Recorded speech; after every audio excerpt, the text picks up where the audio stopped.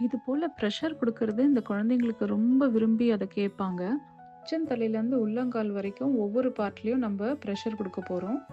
செய்யும்பொழுது நீங்க லைட்ட எந்த அளவுக்கு அந்த வெளிச்சத்த குறைக்கணுமோ, அந்த அளவுக்கு நீங்க குறைச்சிட்டா நல்லது. அப்புறம் ஒரு மியூசிக் நல்ல ஒரு மெலடியான இன்ஸ்ட்ருமெண்டல் பியானோ மியூசிக் ஏதாவது நீங்க போட்டீங்கன்னா, இன்னும் அது எஃபெக்டிவா இருக்கும். அதிகமான சென்சரி ப்ராப்ளம் உள்ள பிள்ளைங்களுக்கு, அந்த இயர் லோப்ஸ் எல்லாம் நீங்க நல்லா மசாஜ் குடுத்தீங்கன்னா, இதுவும் அவங்களுக்கு ரொம்ப எஃபெக்டிவா இருக்கும். பாருங்க அவரு எவ்வளோ நல்லா என்ஜாய் பண்றாருன்னு. இந்த மசாஜ நீங்க காலையில, மத்தியானம், நைட்டு படுக்க போறதுக்கு முன்னாடி எப்ப வேணா செய்யலாம். ஆனா, சாப்பிட்ட உடனே நீங்க செய்யக்கூடாது. சாப்பிட்டுட்டு அட்லீஸ்ட் ஒரு 1 1/2 மணி நேரம் கேப்க்கு அப்புறம் தான் நீங்க இந்த மசாஜ் நீங்க செஞ்சா நல்லது. ஆரம்பத்துல இந்த மசாஜ் குடுக்கும்பொழுது, நம்மளோட கையெல்லாம் நல்லா வலிக்கும். இது செஞ்சு முடிச்ச பிறகு.